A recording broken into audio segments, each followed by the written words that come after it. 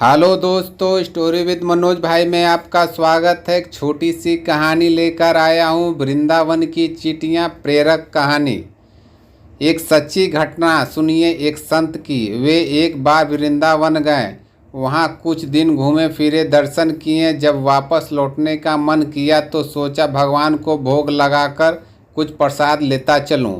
संत ने रामदाने के कुछ लड्डू खरीदे, मंदिर गए, प्रसाद चढ़ाया और आश्रम में आकर सो गए। सुबह ट्रेन पकड़नी थी, अगले दिन ट्रेन में चले। सुबह वृंदावन में चली ट्रेन को मुगल सराय स्टेशन तक आने में शाम हो गई। संत ने सोचा अभी पटना तक जाने में 3-4 घंटे और लगेंगे, भूख लग रही है। मुगल सराय में ट्रेन आधे घंटे रुकती है, चलो हाथ पैर धोकर संध्या वंदन करके कुछ पा ली जाए। संत ने हाथ पैर धोया और लड्डू खाने के लिए डिब्बा खोला।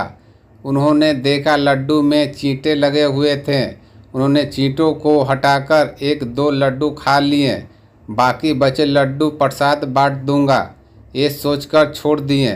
पर कहते हैं ना संत, हृदय नवनीत। सामना बेचारे को लड्डुओं से अधिक उन चींटों को चिंता सताने लगी।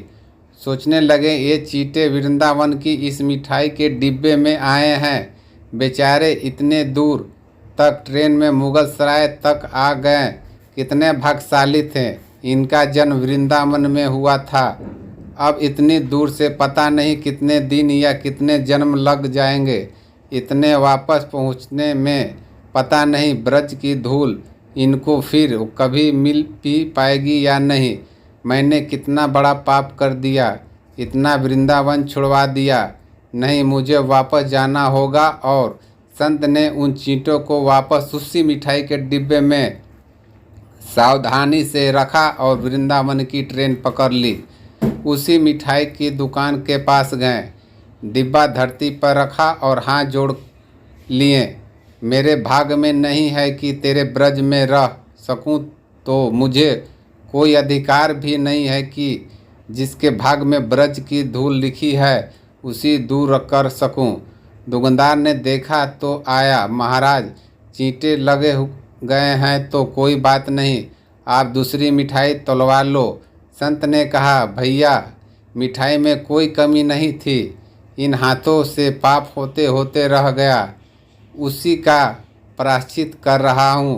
दुकानदार ने जब सारी बात जानी तो उस संत ने पैरों के पास बैठ गया, भावुक हो गया। इधर दुकानदार रो रहा था, इधर संत की आंखें गीली हो रही थी।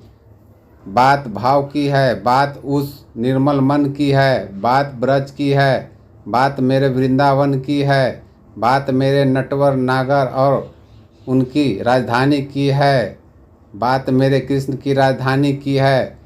बूझो तो बहुत कुछ है, नहीं तो सब पागलपन है।